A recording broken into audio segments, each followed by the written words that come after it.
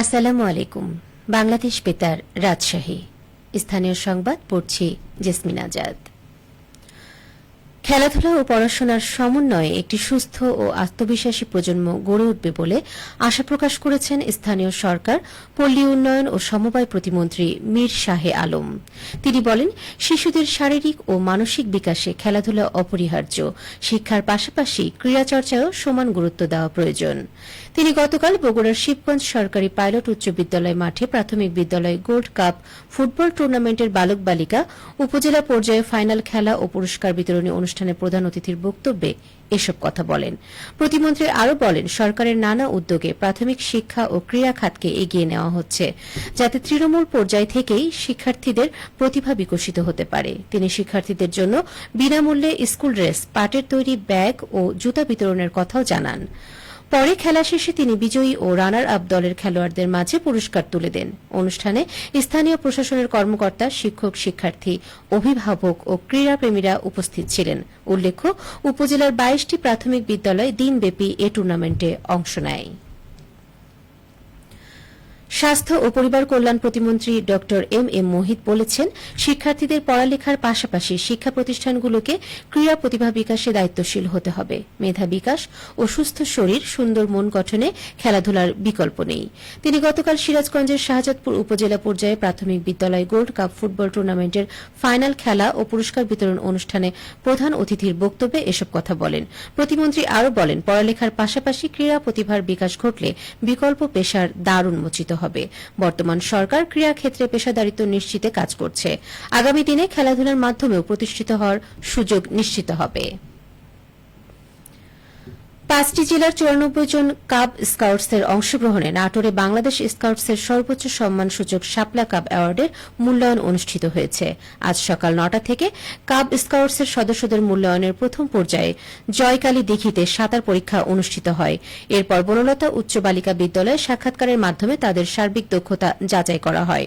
বাংলাদেশ স্কাউটসের পরিচালক আহমেদ কাজী আসিফুল হক জানান, কাব স্কাউটসের সর্বোচ্চ সম্মানসূচক শাপলা কাব অ্যাওয়ার্ড প্রাপ্তির প্রত্যাশায় শিক্ষার্থীরা বৃষ্টি উপেক্ষা করে দিঘিতে সাঁতার কার্যক্রম অংশগ্রহণ করেছে।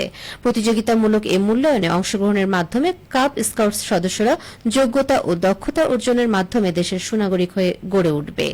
নাটোর জেলা স্কাউটসের সম্পাদক এস এম গোলাম মহিউদ্দিন জানান, মূল্যায়ন কার্যক্রমে নাটোর, পাবনা, চাঁপাইনবাবগঞ্জ, রাজশাহী এবং রাজশাহী মেট্রোপলিটন জেলার ৯৪ জন কাব সদস্য অংশগ্রহণ করেছে। আগামীকাল বিশ্ব মুক্ত গণমাধ্যম দিবস। নানা কর্মসূচিতে নাটোরে দিবসটি পালন করা হবে। দিবসটির গুরুত্ব সম্পর্কে ব্যাপক প্রচারণা চালিয়ে যাচ্ছে নাটোর জেলা তথ্য অফিস। এর মধ্যে সড়ক প্রচারণা ছাড়াও রয়েছে সুদৃশ্য পোস্টারের মাধ্যমে প্রচারণা। তথ্য ও সম্প্রচার মন্ত্রণালয় এই পোস্টার প্রকাশ করেছে। শহরের গুরুত্বপূর্ণ জনসমাগমের স্থানগুলোতে সড়ক প্রচারণা অব্যাহত আছে। স্বাধীনতা চত্বর, কালেক্টরেট ভবন, সরকারি গণগ্রন্থাগার, প্রেস ক্লাব প্রাঙ্গণ ইত্যাদি স্থানে সুদৃশ্য পোস্টার শোভাবর্ধন করছে।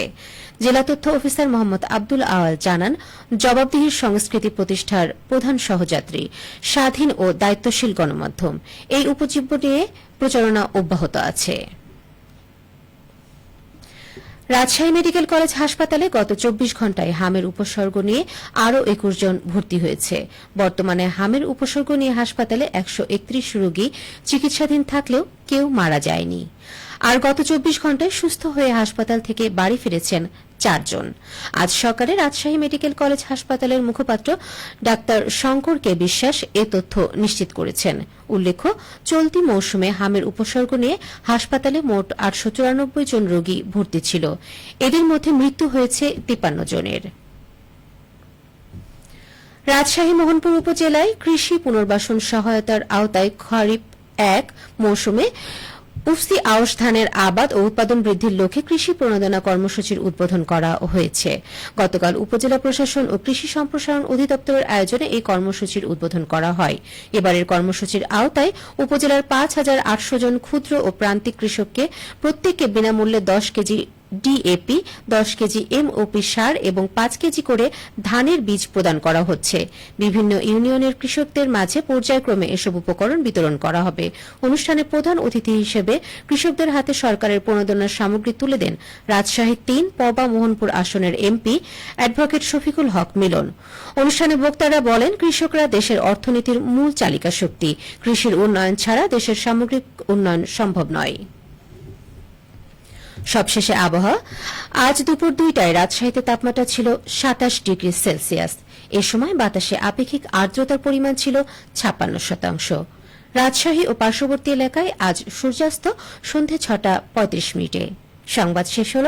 আমাদের পরবর্তী সংবাদ বিকেল 4:05।